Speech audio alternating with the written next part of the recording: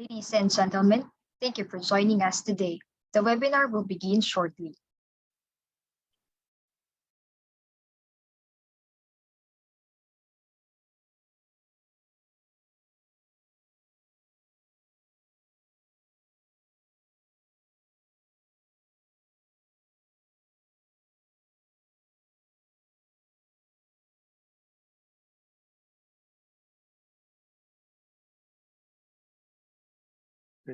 Um, Good afternoon, everyone, and welcome to this webinar. My name is Felipe Calderon. I'm the Executive Director of the Governor Jose B. Fernandez Jr. Center for Sustainable Finance. We are pleased to organize this webinar in collaboration with Initiatives for Dialogue and Empowerment through Alternative Legal Services, Inc., or IDEALS for short, and with the Fair Finance Asia Philippines.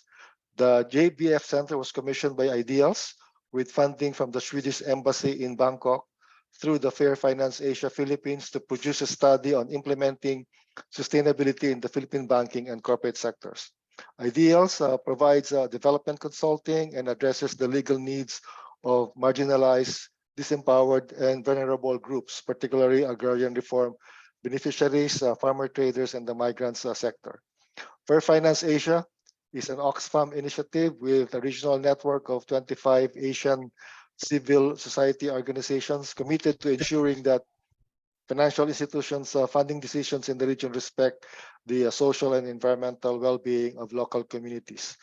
We are grateful to IDEALS and Fair Finance Asia for this collaboration, and we look forward to our continued partnership. Today's program will include a presentation of the study's findings, to be followed by a panel discussion and Q&A. You can write down your questions in the Q&A chat box. Please indicate to whom you would like to address your question. Today's discussions will be incorporated in the final paper of the study. Thank you, and again, welcome to this webinar. Thank you, Dr. Calderon. We are pleased to introduce today's presenters. Maria Angela G. Safra is a project manager for practice areas related to the nexus of sustainability in the different sectors of society, climate change, inclusive business models, and women's economic empowerment. She has completed national and region-wide projects and capacity building programs for government agencies, international organizations, and non-governmental organizations in the private sector. Dr. Safra has a doctorate in business administration from the Ateneo de Davao University, a master's degree in management from the University of the Philippines, Mindanao, and a bachelor's degree in environmental science from the Ateneo de Manila University. She was also a New Zealand ASEAN scholar at the University of Waikato in New Zealand, and the recipient of several international fellowships, including the U.S. State Department Seeley Professional Fellowship, UNIDO Green Industry Fellowship, and the POSCO Fellowship at the East-West Center. Dr. Safra is also an adjunct faculty at the graduate programs of the School of Business and Governance, Ateneo de Davao University. Let's all welcome Maria Angela G. Safra. Wilfredes Manuela Jr. is an associate professor at the Asian Institute of Management. He is keen on developing innovative solutions to enhance student engagement, scholarship, and learning outcomes. Wilfred is involved in the design and delivery of economics and finance courses for graduate degree programs at AIN. Dr. Manuela has more than 15 years of teaching experience and has also taught at the University of the Philippines and Ateneo de Manila University.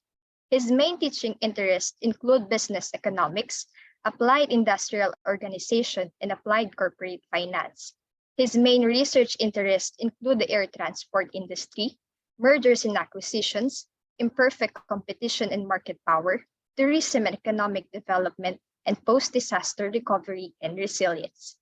Wilfred has published articles in peer-reviewed journals index and abstracted in the Social Sciences Citation Index of Clarivate Analytics, as well as in Elsevier Scopus. Dr. Manuela is a member of the American Economic Association and the Air Transport Research Society. He is the former managing editor of the Journal of Management for Global Sustainability from 2013 to 2018, and reviews articles for Air Transport and Tourism Journals Index in the Web of Science and Scopus.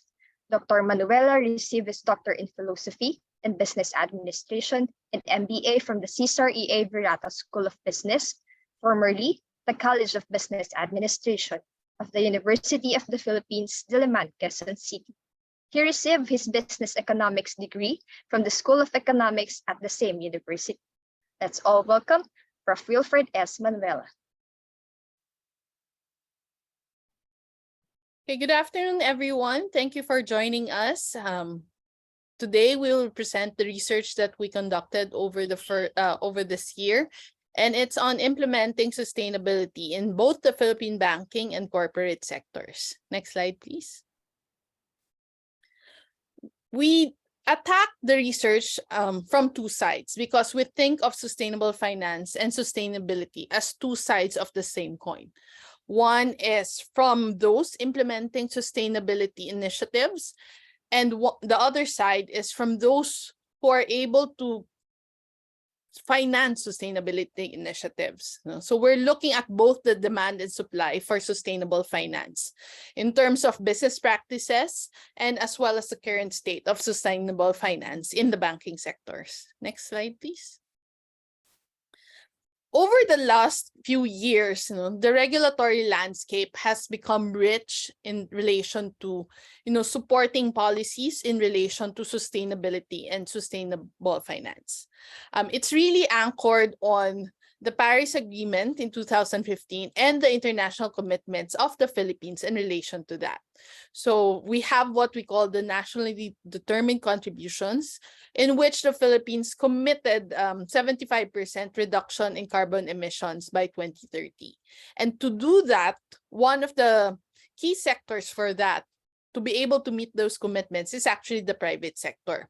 So over the years since the Paris Agreement, the Philippine government has enacted a number of supporting policies that would enable the private sector to contribute to meeting the Paris Agreement commitments. So two sides of the same coin. We have circulars and policies from the SECs requiring corporations, public listed corporations, to report on their sustainability initiatives. And then on the other side, we have the Bangko Sentral of the Philippines, which is our monetary governing regulatory body, which really looks at how we can promote sustainable finance in the Philippines and to be able to finance these activities that would enable us to meet our commitments. So in light with that, the Philippine government, through an interagency task force, they released the Sustainable Finance Roadmap as well as its guiding principles, just to support to give that roadmap on how to support all of this in terms of a policy environment. So next slide, please. So if we look at sustainability in the private sector, it's really important for us to understand what is the private sector in the Philippines. So while there are about 1 million registered establishments, according to the Philippine Statistics Authority, 99% of that are categorized under MSMEs, so micro, small, and medium enterprises. 1% would be considered large or multinationals. That's less than 5,000 corporations. But that 1% actually accounts for 37%, so more than a third of employment. And of that, we have 286 that are currently listed in the Philippine Stock Exchange.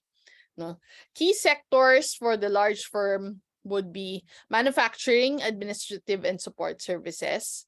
Whereas under the MSMEs, it's really wholesale and retail to trade. Your small retail establishments that you see all over the Philippines, and then accommodation and food services. So anything that ranges from sari-sari stores to small food establishments, and also manufacturing as well.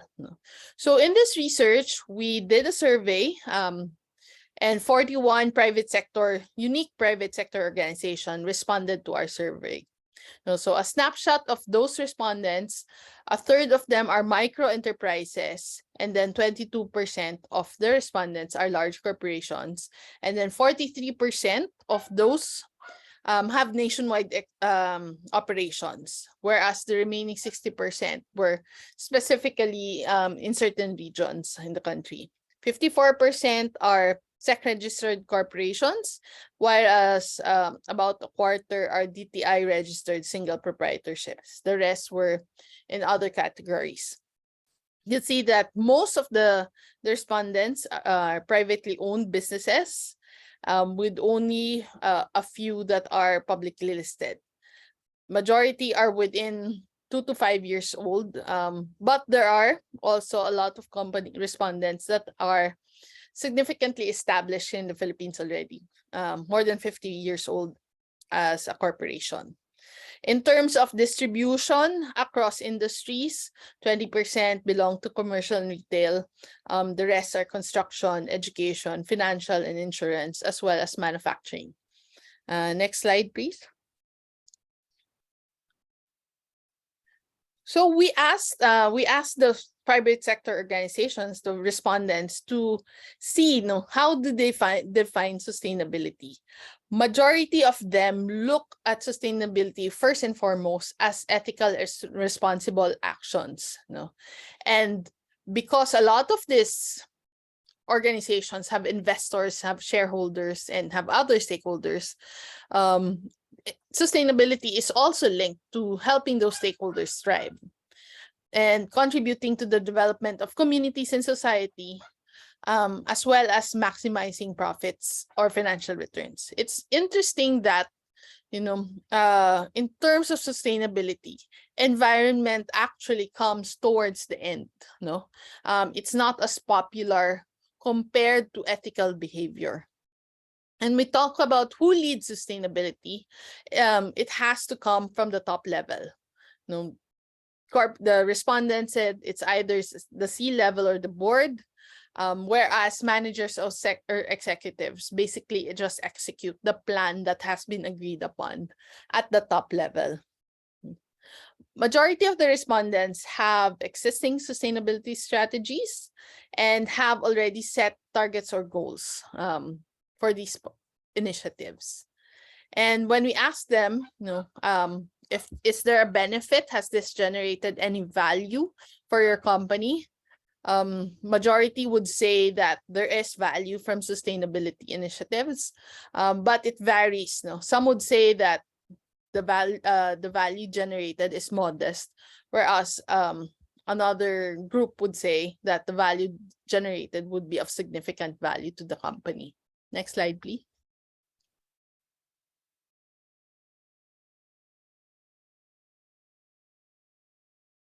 Next slide, please.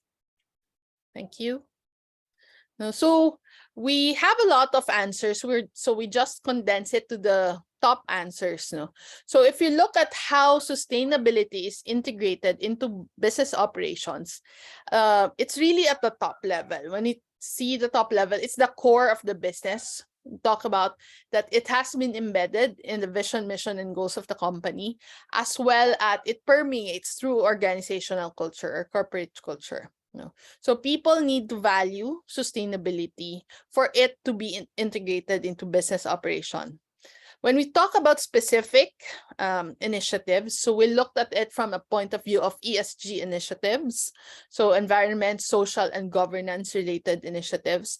So when we talk about environmental initiatives and how it is in line with business operations, you can really see that the top environmental initiatives of the respondents pertain to resource efficiency. Either input materials, energy, but basically efficiency, because efficiency is the one that easily is translated into cost savings, and how it translates into your balance sheet and income statement. From the social initiatives, we did the survey earlier this year, when there were still some restrictions. We just passed the Omicron spread. So a lot of the social initiatives were really in relation to the COVID-19 pandemic, health and safety, flexible working arrangements. Whereas when we talk about governance-related initiatives, it's ethical in terms of business conduct, ensuring that the company has one. And also, we take a look at sustainability from a risk management perspective.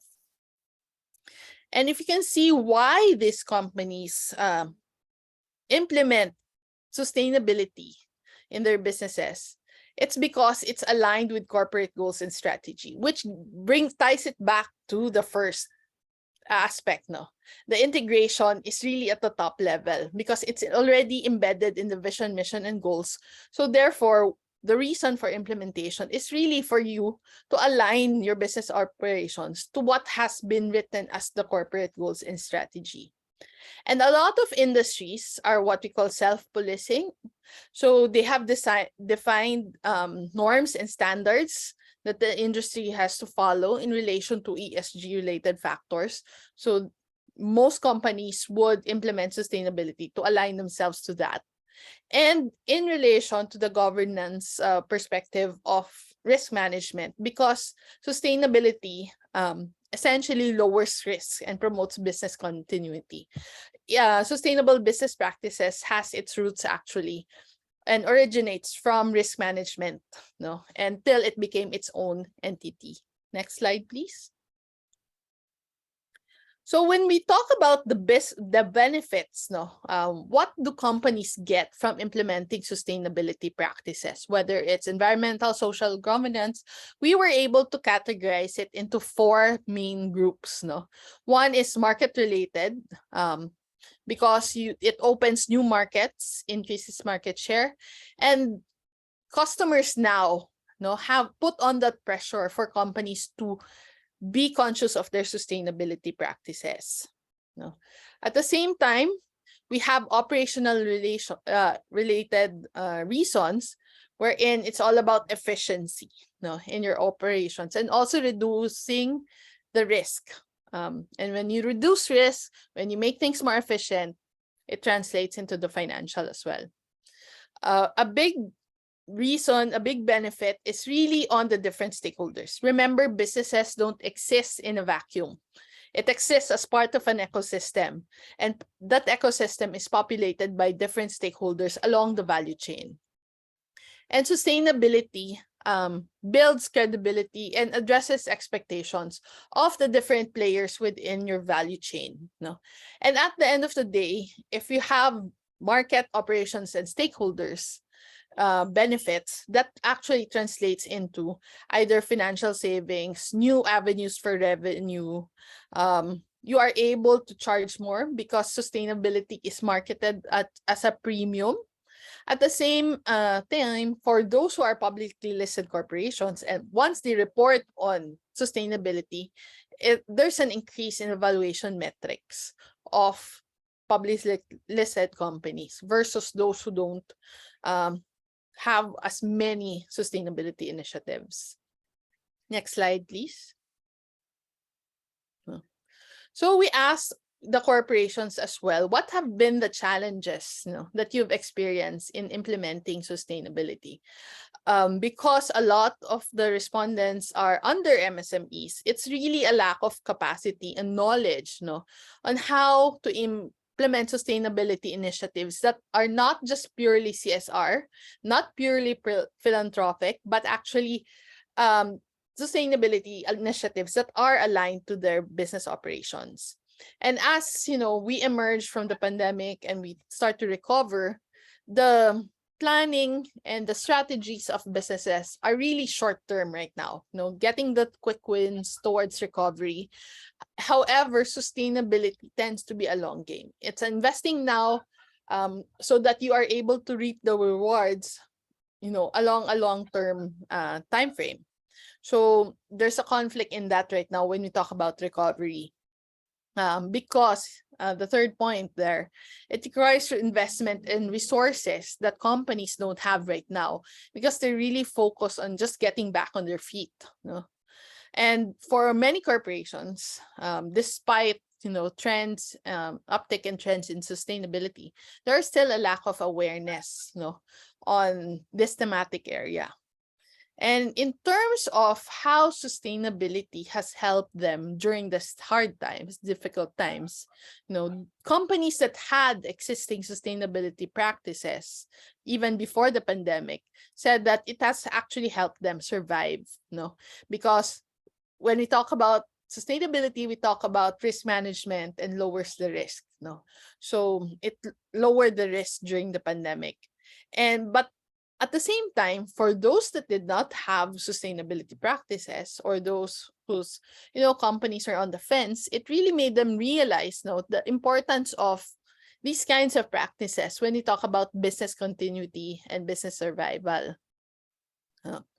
So there has been a newfound appreciation for sustainability because we have experienced the pandemic. Next slide, please. So as I mentioned earlier, there is a SEC directive wherein publicly listed companies are required to report their sustainability initiatives. So the memorandum outlines the different formats and the different standards that they can use. So you can see here that among the respondents, almost half are reporting, which is interesting because only around 25% of the respondents are large corporations. So this means that even smaller corporations and non-publicly listed corporations have some form of reporting or maybe information sharing about their sustainability practices. Annual tends to be the most popular way of reporting sustainability, simply because oftentimes it's included in the annual reporting of the company. In terms of standards, for those who are using particular standards, GRI remains to be the most popular choice, followed by SASB. Those two are the most popular formats for reporting sustainability. But in some cases, as we'll find out later, there are companies that harmonize the standards and report in a format that integrates all the standards all together. Next slide, please. And as we mentioned earlier, sustainability in the private sector and sustainable finance are two sides of the coin. When you talk about implementing the sustainability practices, one of the challenges is that it requires significant investments, and that investment can be done through financing. So because we have policies now on sustainable finance, this gives the private sector an opportunity to access financing for these kinds of ESG-related activities. So when we ask the companies if they are aware if their banks are required to allocate funds for sustainable financing, majority of the respondents said no. So a lot of the private sector corporations right now are not familiar that there are opportunities for bank financing for these kinds of initiatives. At the same time, only very few, 17%, have invested in financial products that have ESG-related benefits. And only 7.3% have issued corporate bonds whose primary purpose is to raise funds for sustainable projects. So normally we have environmental, social, or sustainability bonds. So very, very few of corporations have actually done that. Next slide, please. Okay. For those who have accessed sustainable finance, the primary reason is really energy related. It's really making their facilities more energy efficient, reducing energy consumption, and shifting from conventional to renewable energy. And water is the second. So if you can see the reasons, it's really about resource efficiency more than anything else. No? And from the sustainable finance product access, primarily it's on green social sustainable bonds. At the same time, because financing MSMEs can be categorized as part of the sustainable finance portfolio, that has been a common response as well. And there are 10% of respondents have issued their own corporate bonds.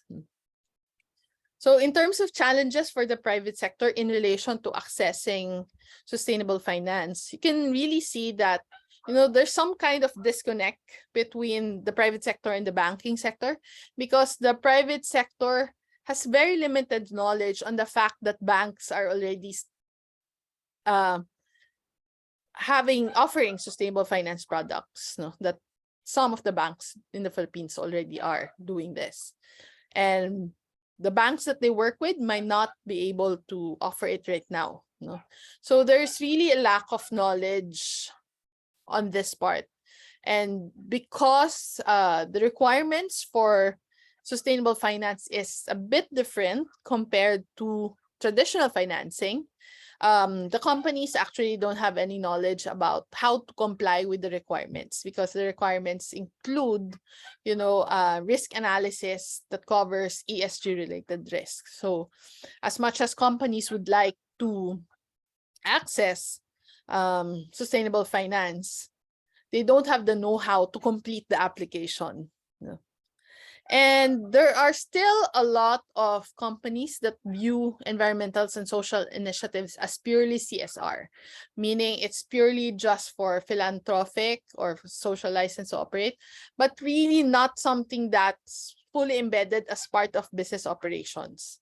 Therefore, it's something seen as separate rather than as an organic part of the company. And the last is because, as we've seen earlier, the focus is on short-term wins. The financing that they required is really on capital and working capital to fund their day-to-day operations, rather than looking forward in time and really investing in ESG-related activities. Next slide, please. Yeah. So when we ask them in 2 to 5 years time, what are your requirements in terms of, do you have any requirements in terms of these kinds of projects that you would like to initiate? So when we talk about sustainable financing requirements, you can see again how important resource efficiency is to the corporations. It's really about energy consumption and energy efficiency, shifting to renewable energy. So the same. Those that have access are accessing finance for the same reason as the future requirements of some of these corporations. So it's basically the same requirement, which in a way is good because our mitigation requirements really focuses on reduction of carbon. So in a way, if corporations are planning to do these things, then it would have a significant effect on carbon, reducing carbon emissions in the country. So next slide, please. Yeah. So now we'll focus on the banking sector, and I'll switch over to Prof. Wilfred for his presentation on this. Thank you, Angie, for discussing the demand for sustainable finance products. So now we're going to the supply side. So you can see we did a survey of 45 banks, but most of them came from the rural banks. So later you will see that some of the responses are skewed to the rural banks' response. So probably if you look at how many rural banks are in the banking sector, around 80% are rural banks, and that also mirrors our survey. So this is quite representative, right? But of course, we wanted to make some adjustments because rural banks are usually not much into sustainable finance because of the risk that, just like what Angie discussed earlier. So as you can see, I remember this sample later when you look at the responses so that you understand why some responses are skewed. And Also, some responses are very few for certain questions because most of the rural banks would not have any idea on what sustainable finance is all about. So next slide, please. So when we ask the banks if they have a sustainable finance framework, well, more than 75% of them do not have or are still in the early stages of doing some framework. But the bright side is around 1/4 of the respondents. These are usually the bigger banks. They already have frameworks for sustainable finance, as well as they're about to launch their sustainable finance frameworks to govern their portfolio. Next slide, please. So again, if you remember the sample, so we have 78% rural banks represented in the sample. So the reason 82% would be on MSMEs financing is because of the rural banks' presence in the sample. So they're mostly, catering to smaller businesses. As you can see, it's reflected on this response table. But a very good sign is that some projects that they really want to finance would be on pollution prevention, like clean transportation, as well as preventing pollution in other areas of the business. And then less than half would want to comply with the agri-agri law. So that would be because that is required by the government. But one of the downsides of this agri-agri law is that the penalties for not, fulfilling this law is cheaper for most banks than actually lending to higher risk borrowers. So there must be some legislation on that regard so that banks cannot easily get off from this mandate. So you can see the other responses here. And so mostly the banks are quite risk averse because around 1/4 would actually put resources into or lend into high risk projects like renewable energy, underserved communities, affordable housing, and the development of newer technologies for sustainability. So this is for now, these are still unproven technologies and areas, so that they are quite risk averse in this lending. Next slide, please. So this is a snapshot of the portfolio of the banks that we surveyed. As you can see, more than 80% would have less than 25 million for their sustainable finance portfolio. And that is, of course, a reflection of the rural banks in our sample. And this one, the next one, the allocation of the portfolio to sustainable finance, 75% allocated, so around 1/5 would do that. So this would be the bigger banks. And then if you look at the 50 and the 75, it will be around 1/4. So still there's a lot of things that must be done so that banks can start lending for green projects. And at the bottom two pie charts, you can see that most of the respondents would say that there is growing attractiveness. So it's not yet, they cannot say categorically that it's very attractive, to lend for sustainable finance. They're not yet there, but they agree that there is, some awareness and some attractiveness in that area. So a lot of things need to happen in the next few years in the Philippines so that more banks can lend for sustainable finance. And the last pie chart, more than 80% have not issued any green, social, or sustainable bonds in the last 5 years. The the 18% would now refer to the bigger banks because these are the ones who have more resources, and they are actually, they also have frameworks for sustainable finance. Next slide, please. So here again, we ask them how the performance of their sustainable finance products, and most of them say that it's still too early to tell. Okay, so either you know, whether it's resilient or they outperform their investment, traditional investment products. So most of them, 80% say too early to tell. Maybe because our sample size is skewed to the rural banks, which have very limited application of stable finance in their portfolio.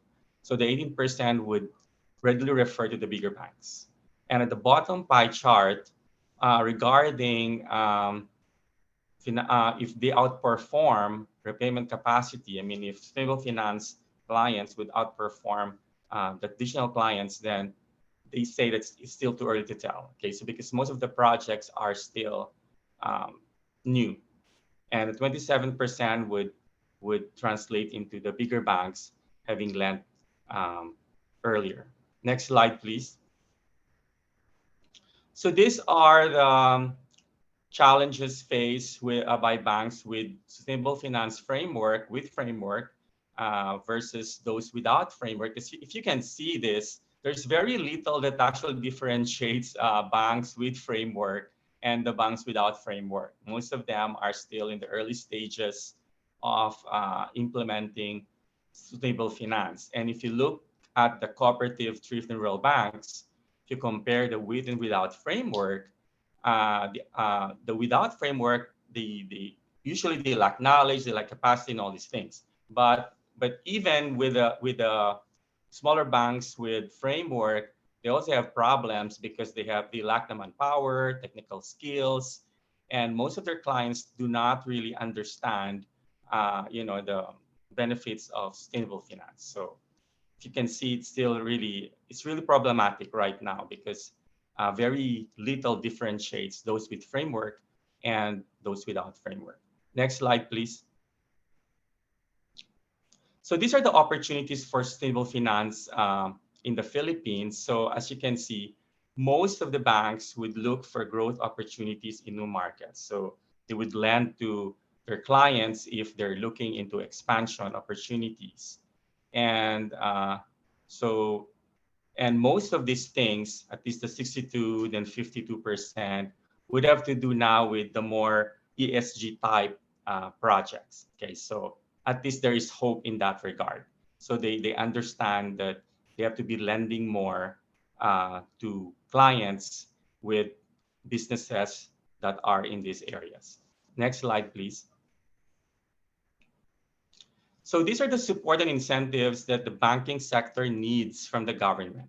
Okay, being risk averse, most of them, they want interest refunding to go into sustainable finance.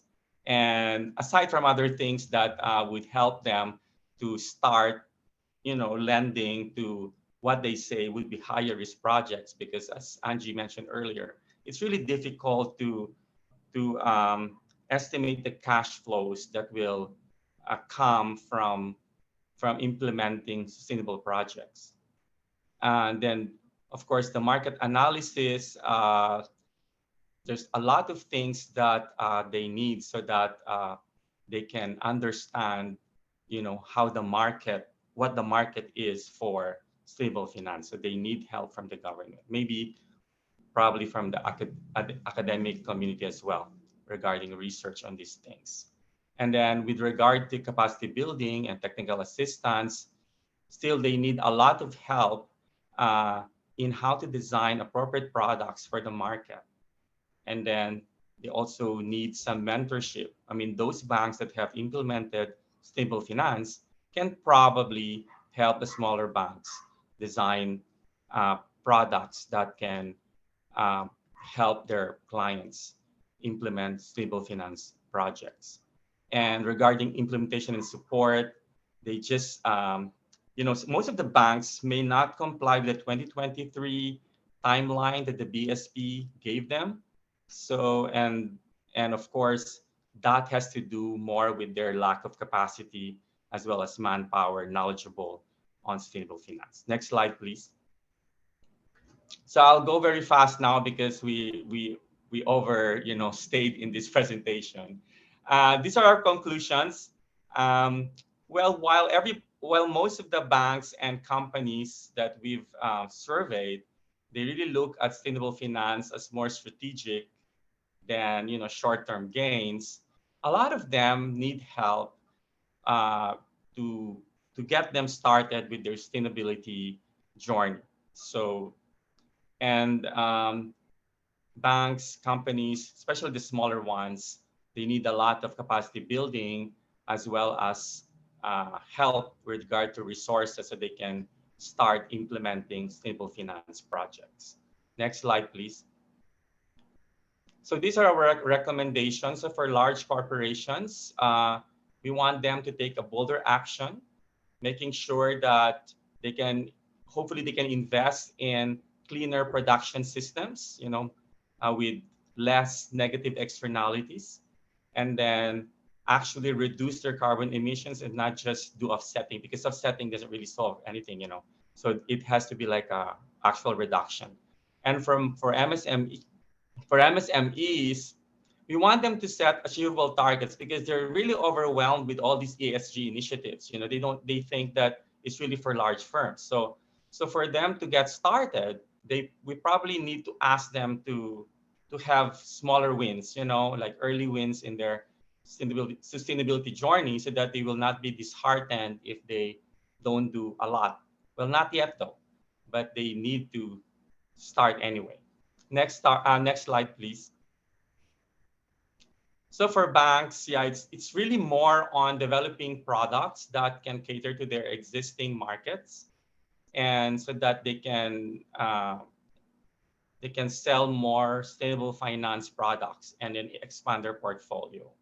And then, as I've mentioned earlier, we want the banks also to partner the twinning programs with smaller banks so that they can help smaller banks to capacitate the smaller banks regarding the sustainable finance journey. Next slide, please.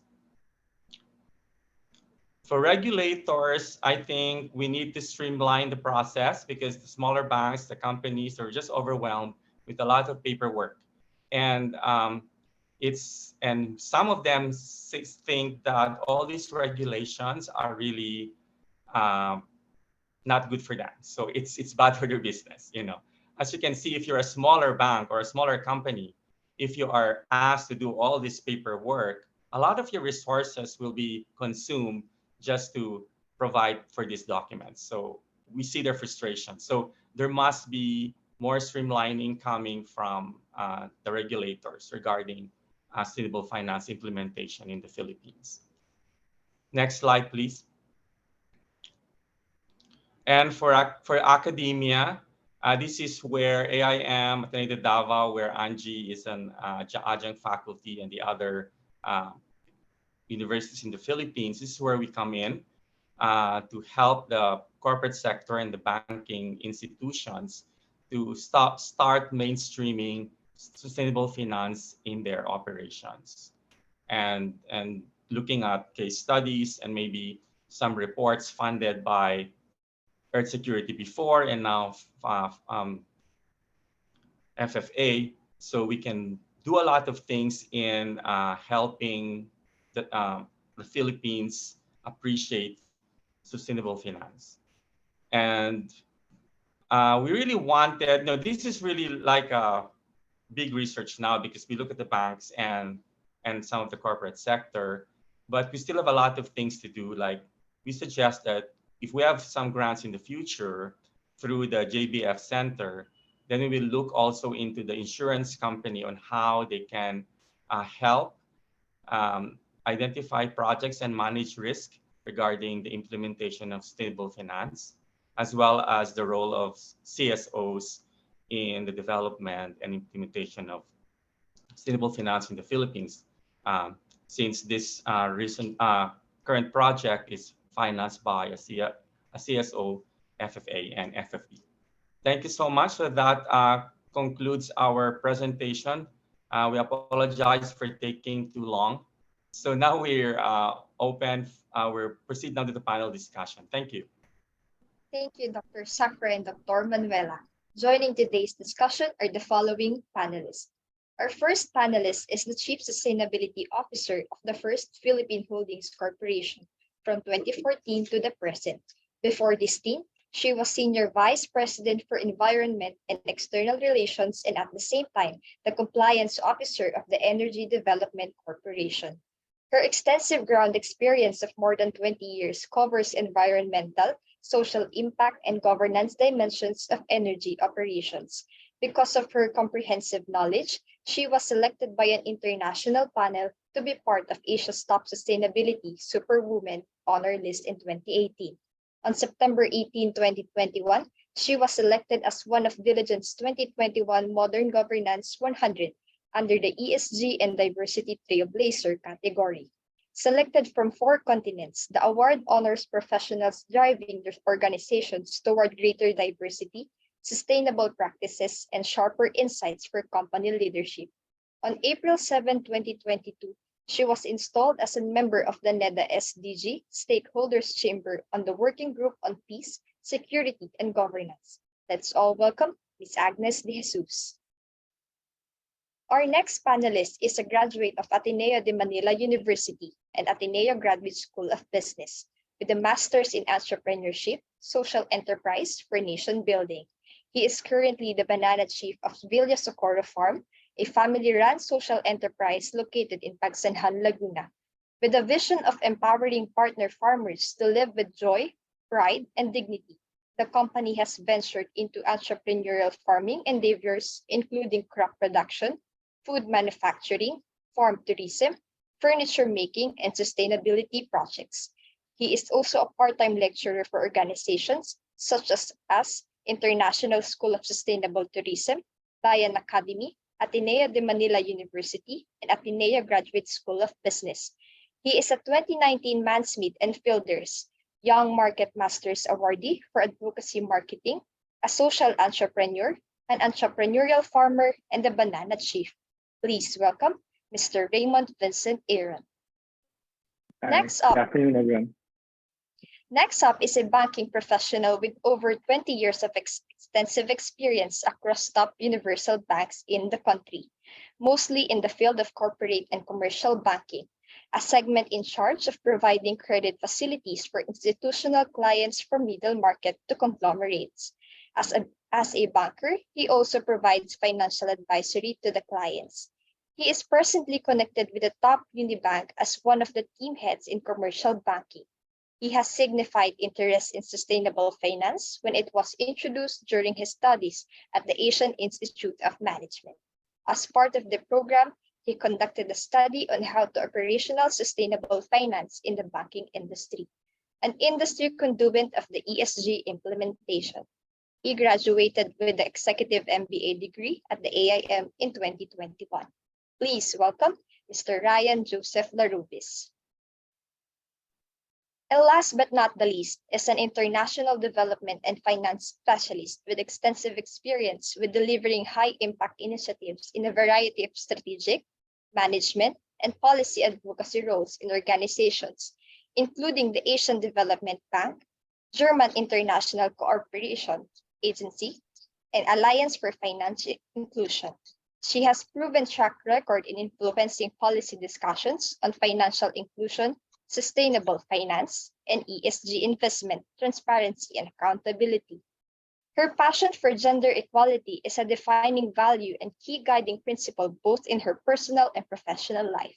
She aims to enable more female voices and leaders to take prominent roles in shaping sustainable and inclusive financial sector policies and practices. Originally from the Philippines, she has lived and worked across highly diverse development and cultural contexts in Asia, including in Japan, Thailand, Malaysia, and Cambodia. She also worked extensively on assignment to other regions, including Africa, Latin America, and the Pacific.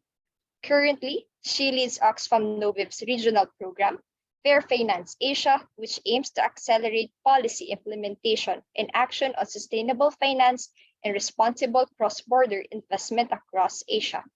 She holds a master's degree in international development from the International University of Japan. Let's all welcome Ms. Bernadette Victoria. Okay, let's start the Q&A. There are some questions in the chat room. What we'll do, we'll alternate between.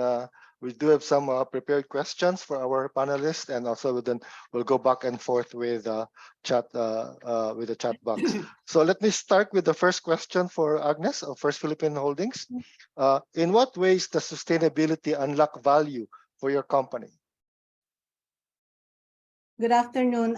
Well, for a corporation like ours, we're ultimately dependent on the environment and society. So our mission of regenerating planet and society is very important because we need to improve the health of the environment so we can have the raw materials and improve the lives of society for them to buy our goods and services. And based on that kind of mission, we've been able to observe 4 business values. One is reducing our costs in terms of the adoption of efficient energy resources for our manufacturing, construction, and real estate, including energy solutions and smart solutions.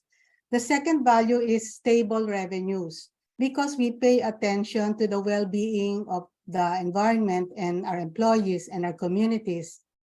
We have been able to reduce labor issues, community complaints, and also environmental cases. So all of our communities now, 80% are self-reliant because of our livelihoods. We have 120 cooperatives. And also before we used to have 14 unions signing their contract after 3 months. Now we can sign in 1 day. Now the third, and so if we don't have these risks, we have business continuity and we have stable revenues. The third business value is creating new market. Because of the climate change, it prompted us to go for innovation. So we were able to develop new products like our green transformer, which is from recyclable materials and are biodegradable. We have a new segment known as energy solutions in order to improve the efficiency of the grid, reduce the energy use, and therefore also reduce the carbon. And lastly, we can say that we are going towards creating future money. By creating future money, we mean by adhering to the strict standards of our investors and other funders, we're able to access the capital when we need them. So those are the 4 business values which I try to translate in business language. Thank you. Thanks, Agnes. And also I forgot to mention I'd like to encourage our panel members and also Angie and Wilfred, feel free to add comments to your fellow panelists so we can have a more lively interaction. Okay, before we go to the chat box, let's ask Raymond of Villa Socorro Farm, what are the challenges specific to SMEs when implementing sustainability into operations? Yeah, thanks for that question. Yeah, for us SMEs, there's so many things we think about on a day-to-day basis. Especially after a 2.5, almost 3-year pandemic, parang you're still not sure if you would be in business the next month or the month after that. So putting much investment in sustainability was a bit of a challenge over this period. And I think even Angie's presentation pointed that out. And together with that, I think in our case, as we are a social enterprise in farming, so we deal with a lot of people in the provinces that do not really have that much appreciation for sustainability just yet. So they also mentioned it earlier, maybe top management would think that it's a direction for us to get into sustainability. However, it's how you really cascade that down to, in our case, down to the farmer level. How do we encourage them to do more sustainable practices? So that's really been a challenge for us, especially, again, we're just getting out of a 3-year pandemic. So it magnifies all of these challenges for SMEs like us. Okay, thank you, Raymond. Maybe I'll just do a quick follow-up on that. Just curious how the farmers are reacting when you try to talk sustainability. You really chunk it down. You don't even use the word sustainability, to be honest with you. So you chunk it down to very specific practices that they can do. Yung wag basta-basta magsusunog ng plastic. I mean, going back to medyo old school ways of doing things. But like these basic things, really try to encourage them to stop doing it. And again, in the Philippines, average age of farmers is 57. So they're so used to like medyo older ways of doing things. So it's really being able to communicate that with them. And for us, sometimes we even really tackle the next generation of farmers. It's somehow easier to really, get their children on board to their whole these efforts that we do. So yeah, basically that's how we go about it. Thank you, Raymond. Moving on to our commercial banker, Ryan. The 3-year deadline for Bangko Sentral 1085 circular is April 2023, 6 months from now. Is the banking industry ready? How are banks ensuring their efforts are meeting the standards for the circular? Okay, good afternoon, everyone. Actually, to be honest with you, Professor, I cannot speak in behalf of the entire banking industry. It is so big that I may not be able to grasp the industry as a whole. But what I can share is at least with the banks that I have peers. On my personal opinion, so far so good for banks. They are on the right track and can potentially meet the minimum requirements of the BSP. It's still consistent with my study last year that banks have diverse implementation, but I must say there is a significant improvement. From basic things like examination of accounts to determine the percentage of portfolio that already fall under sustainable finance. I guess most of the banks are doing this, as well as crafting policies to embed sustainability in the daily operations. But why did I say significant improvement?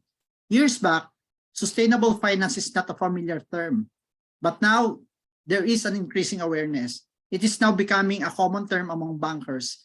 There are banks also that are testing the inclusion of sustainability metrics in the risk rating for the business borrowers. Previously, it was just a theory, or should I say an initiative that we would want to happen. They are doing the parallel run on existing credit scoring versus the one with sustainability, probably to see the variances and the positive effect of doing the ESG. I talk also to some banks, and their number of banks also are now using Hazard Hunter PH. It is an app used to assess certain location, properties, or collaterals of the bank to determine if the area is low risk or susceptible to calamities like earthquake and floods. And then, of course, our bigger banks, the unibanks, have set up or are setting up an ESG team or sustainable finance to monitor their compliance and to provide technical assistance to the borrowers who are gearing for sustainability projects, or at least the compliance officer of each bank is on top on the implementation of sustainable finance. And sooner, there would be more sustainable or sustainability bank products in the market.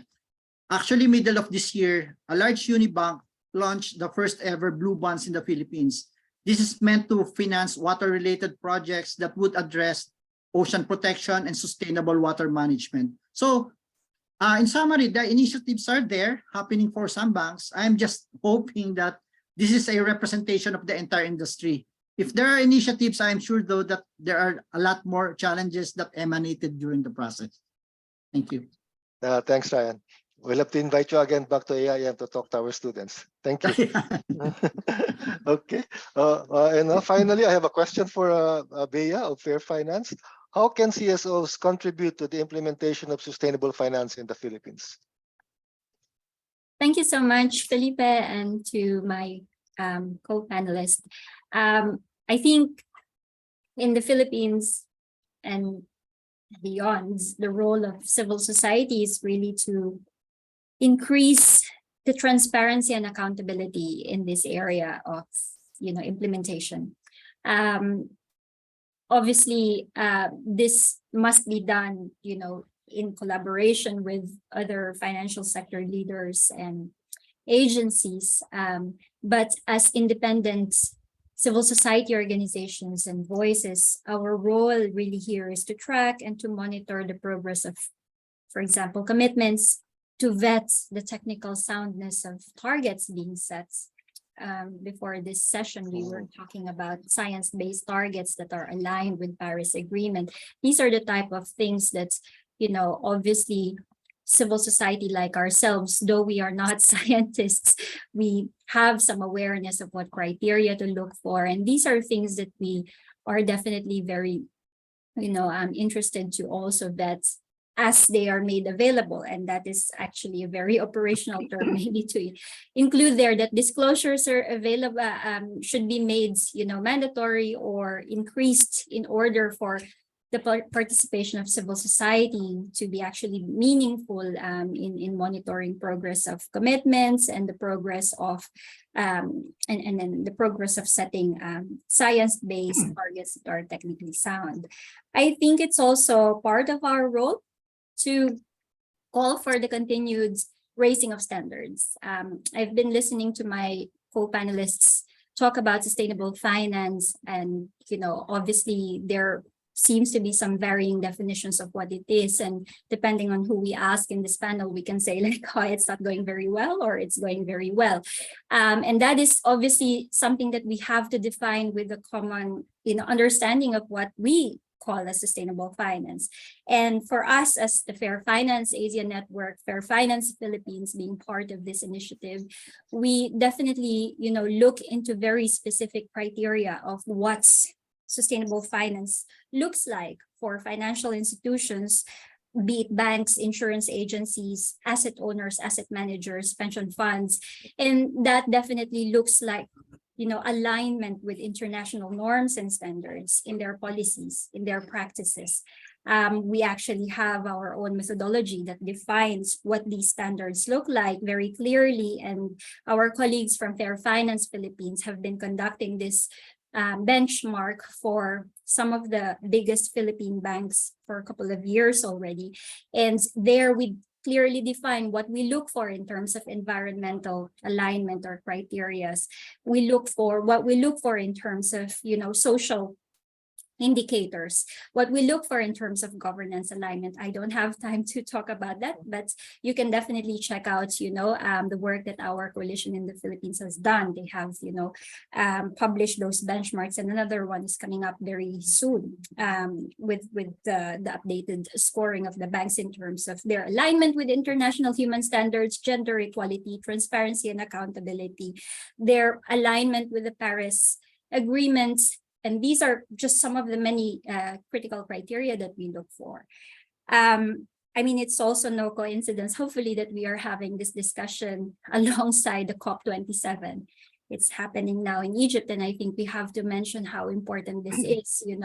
Yesterday was the Finance Day in Sharm el-Sheikh, and we saw a lot of discussions coming from, different alliances and initiatives like GFANS, UNEP-FI, and we hear like, okay, this is what needs to be done. But I think as civil society, I think one of our emerging roles is really to focus the attention and to make sure that there is focus on the real critical issues, which is urgency, which is the technical soundness of these science-based targets being set, of the progress being made, and whether the disclosures are there where we are meaningfully able to see where the progress are actually aligning with the words that are coming out in their press releases, in their beautiful presentations. Otherwise, it looks like greenwashing.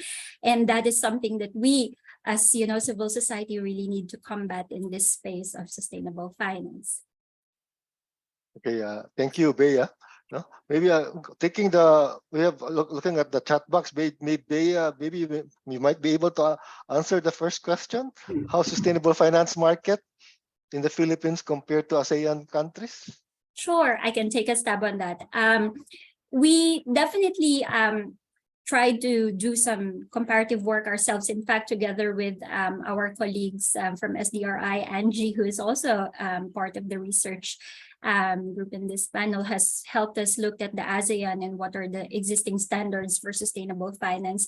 And to be completely honest, even in that sub-regional grouping, it's not clearly defined what is sustainable finance, though you might be aware that ASEAN came out last year during the COP as well, released the first draft of the ASEAN Sustainable Finance Taxonomy.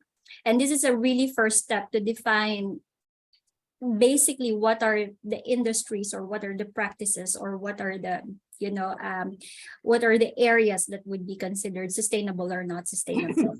And as we understand, this is actually going into a process of upgrading, and so there should be another updated version being announced soon around the COP, perhaps.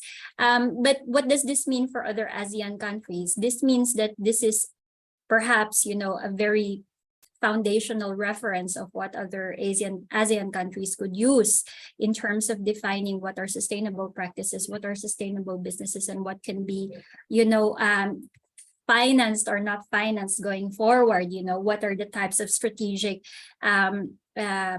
decarbonization activities that you can do based on those definitions. And many countries in the ASEAN have already started to do that. So for example, Malaysia already has their principle-based sustainable finance taxonomy. We know that Indonesia is doing the same, and they're very likely to announce it during their G20 Leaders Summit that they are hosting next week.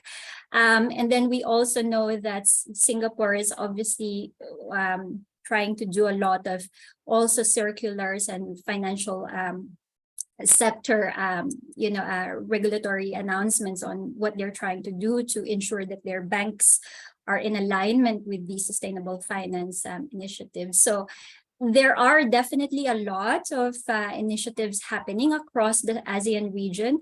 Philippines, of course, has its own roadmap. It has its own coordination mechanism for that. But I would say that perhaps moving forwards, what should be looked at more is how these are going to be harmonized, because obviously as one block in ASEAN, we are receiving financing not only within our domestic banks, but also receiving from international ones. And really, I think a lot of the effort is not only developing those definitions of what we can do and the initiatives that we could progress at the national level, but to make sure that they're harmonized so that ASEAN as a region or a sub-region will be able to prevent that investors coming from overseas will find the lowest possible standard as a loophole, and together we could advance sustainable finance progressively. Thank you, Bea. Very comprehensive answer. Agnes, maybe the next question might be applicable to your company. We were talking about this earlier. Some companies use third-party sustainability services like Climanomics and South Pole. Did the study reveal challenges in assessing sustainability services? Maybe I'm not sure, Agnes, if your organization have employed external sustainability services. Yeah, I can take that, and I can explain how we went through it, and I can actually tackle also the concern of Raisa Ling on the process. So instead of getting consultants, what we did was we had this triangulation. We reached out to the academe because we think the academe, when they analyze things, it is with rigor.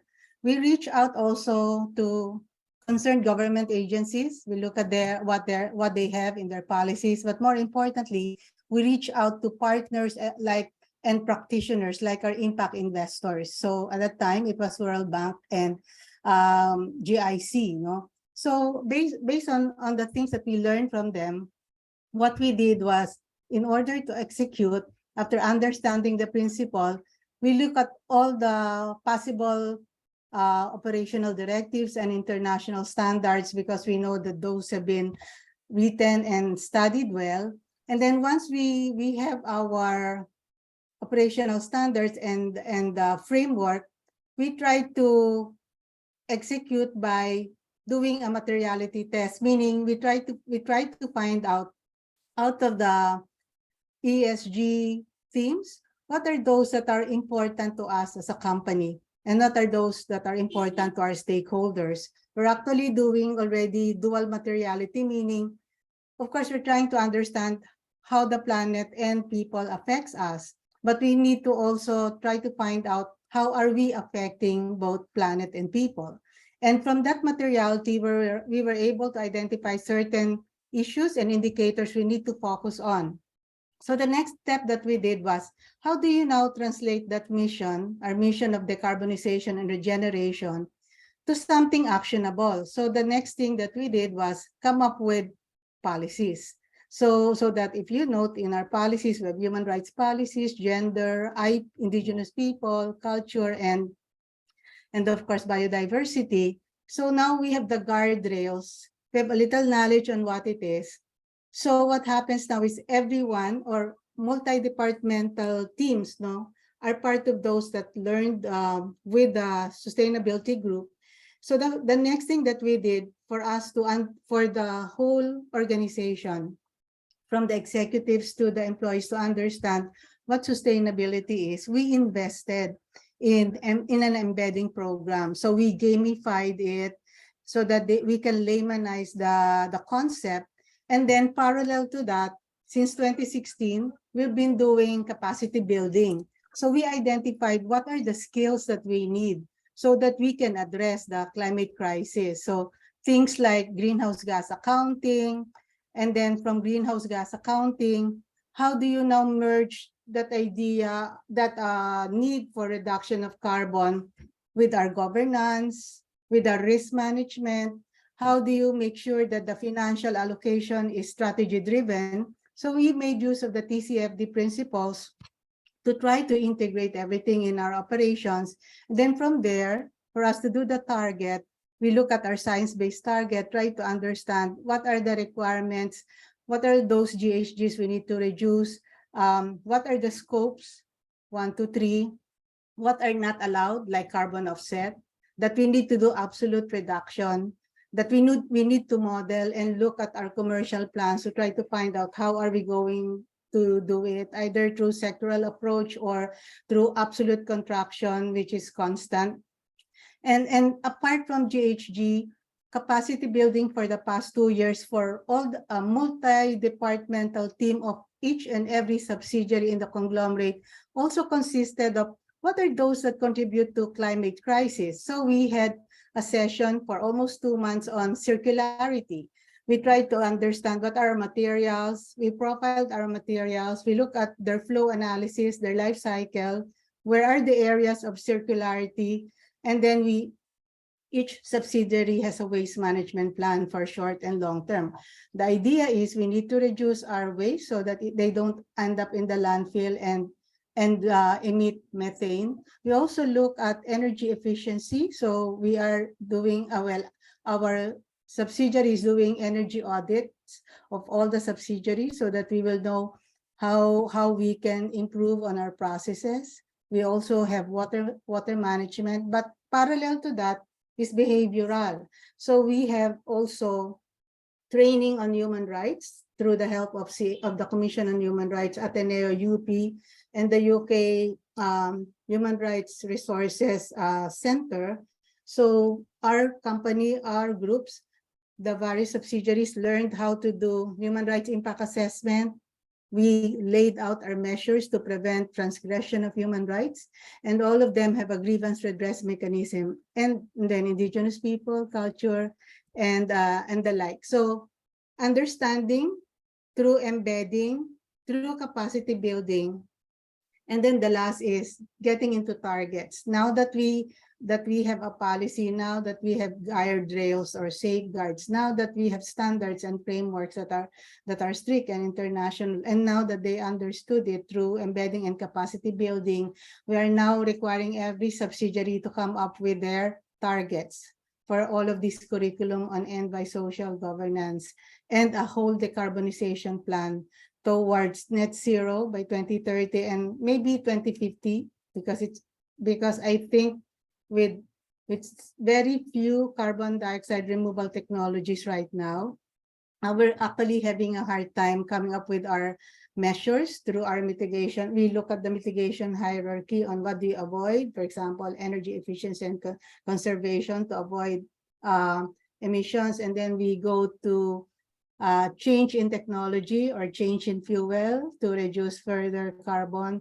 And then we look at innovation and carbon offset as last. But of course, because we do have around 125,000 hectares of natural forest being protected, with 6 million tons of carbon being absorbed every year.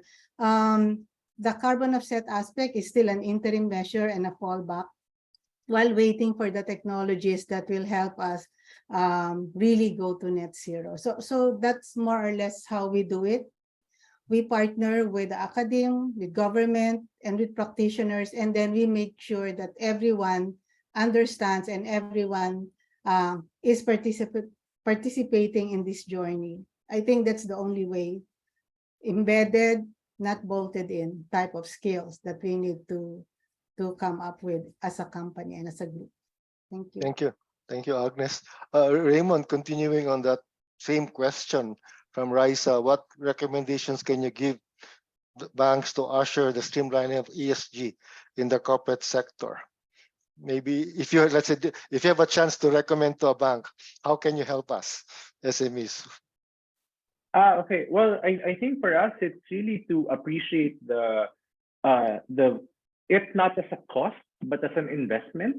So some SMEs do not really appreciate it. I'll be magyayabang na lang ako na somehow we do.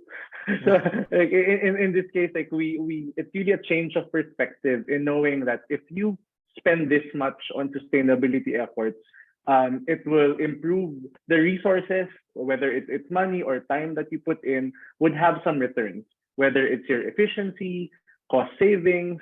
Meron naman eh. So I think for us, like to give us a very specific example, we make banana chips. Ever since we cooked our banana chips not using LPG, but we make use of all these mga rice hulls around our area from the rice farms, and we burn that and we use that as fuel to fuel our furnaces. So that alone, there was a study done by GDGI and DTI that they saw that because of that method of cooking, we don't only help in terms of sustainability, but we actually have some savings that if we did go to LPG, especially now with the very high prices, there is very good savings in that. So it's really a matter of having the banks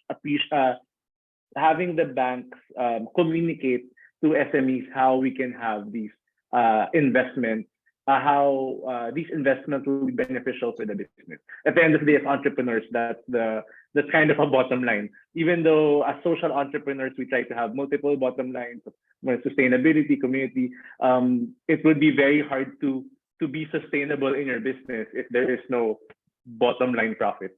So if the banks are able to really show that to us glaringly, then it would be very beneficial for us to go into these types of investments.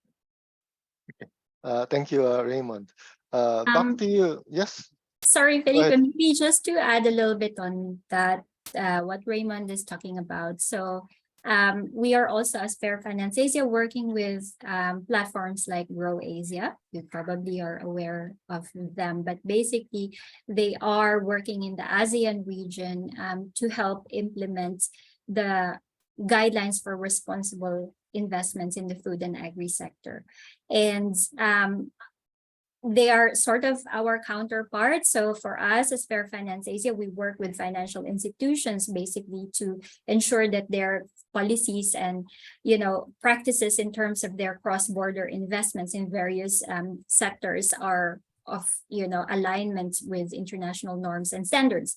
But obviously there is also another platform like Grow Asia, whose members are businesses, and most of them small and medium enterprises like yourselves, that give us the very same reasoning. Like if you ask the banks to increase their standards, then it makes it harder for small and medium and micro enterprises to access finance that we need. How can we even compete in this market? And therefore there are platforms and initiatives like Grow Asia that work with us to actually also increase the capacity of small and medium enterprises like yourselves, so that they would be able to also align with those standards that's as civil society we are asking the banks to look for. So maybe that's also something to mention here, that's there are initiatives that are sort of working together in this area. Thank you, Bea, for that comment. Thank you. I guess this is our last question. for Ryan. We have several questions from the thrift bank and rural banks asking for, I guess, any suggestion on how they can implement sustainable finance. What sort of recommendation for them to get started? Okay. I saw one question. He was asking about suggestion on how to embed sustainability in the operations of a thrift bank. As of now, the sustainable finance in the banking industry is more for the business borrowers now, not yet with the consumer loans, but I guess it wouldn't stop us to create sustainability for the consumer side. We just need to be creative about it. For example, on the salary loan, probably you can accredit the employers. And these employers must have sustainability in order for them to be accredited so their employees can apply for a loan. So another one could be, you also mentioned on the housing loan, we could probably encourage the borrower, the one who will build the house, to adopt sustainable architecture by doing designs that are energy savings, energy efficient. Then you could probably suggest to package it with solar panels. You know, solar is known to give savings to everyone. So you can use these examples I cited as metrics for sustainable finance. Then for the general recommendation, actually the recommendation is for the banking industry. The bankers must be aware of what sustainable finance is really all about. There must be a series of workshops and trainings. And I think this is something that is missing as of now. Not every bank conduct trainings and seminars. The topics about sustainable finance must be fully integrated in their seminars, like the, for example, the new hires orientation, the management development program, and the like, to ensure continuity of information. The end goal here is for every banker to realize that it is not just a mandate by the BSP, but for them to know the real essence of sustainable finance and be contributors to the protection of our planet and be socially responsible as well. The other one is on the risk rating. I think somebody mentioned about the risk rating.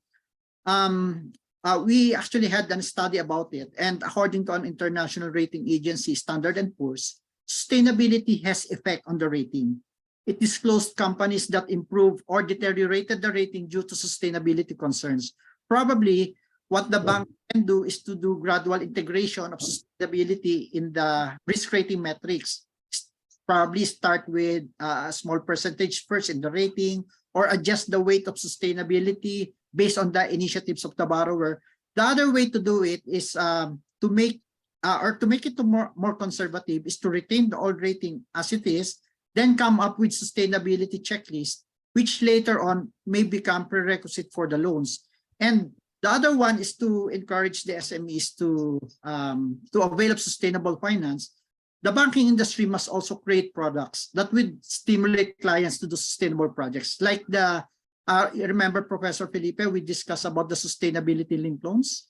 So if there are projects that qualify under sustainable finance, banks may finance it at a lower interest rate, provided that the borrower will continuously comply with the sustainability initiatives as committed during the loan application. So how will this be documented? For me, by adding sustainability covenants with the standard positive, negative, and financial covenants. For those who are not familiar with loan covenants, these are the do's and don'ts of the borrower while the loan is outstanding. This will be checked by the banks periodically to ensure that the borrower will be compliant with the sustainability initiatives that they commit during the loan availment. And lastly, for the banks, there must be an increased awareness, but not enough to implement sustainable finance. What we are going to do is to network with foreign banks. The industry may be lacking with global alliance in sustainability, where we can replicate the best practices of international banks, or at least get learnings also from fellow local banks that practice sustainability. Thank you, Ryan. Questions. Thank you. Let me just quickly, there's on the chat, who is responsible for information drive for the sustainable finance program. I believe it's about Bangko Central and also the Department of Finance who prepared the the roadmap and the guiding principles. On that note, we'll have to end, and I apologize to our panelists. It's very engaging discussion. I wish we had more time, but thank you very much for joining us, Agnes, Raymond, Bea, and Ryan. Welcome. Thank you very much. Thank you. Everyone. Thank you very much. Thank you also. We still have closing remarks. We might call on Okay. Patricia Zelda, lead from Fair Finance Philippines, to do the closing remarks. Hi, everyone. Thank you. And I know that we are already at 4:30, so I'm going to make this very quick. So as you know, Fair Finance Asia Philippines, as part of the regional FFA consortium, has been advocating for sustainable finance since 2018. And in the early years of FFA Philippines, we were fortunate to work with the Asian Institute of Management for several trainings and research on sustainable finance, some of which you might have attended or participated in before. And today's event is another milestone for us as we push for greater awareness and initiatives for sustainability. This webinar is important to the Fair Finance Philippines Coalition as we aim to create more partnerships in the banking and private sector that would help achieve sustainable development. So moving forward, we look forward to engage financial institutions and private sector to find opportunities where we can work together in our common goals. We hope that you found today's insights useful and that this inspires you to further integrate ESG and sustainability in your respective sectors. Again, thank you very much for joining us this afternoon. Yeah, thanks, Pat. Thank and you. Thanks, everyone. Wilfred and Angie. Thank you. Thanks, Thank everyone. you. Thank you. Thanks, everybody. Thank you. Bye.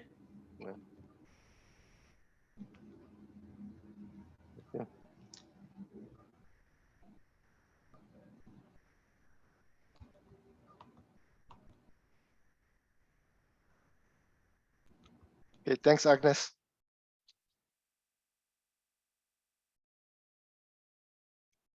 Okay. Thanks, Alex and Sue. Thank you, Prof. See you at 5 p.m. Well done. Thank you.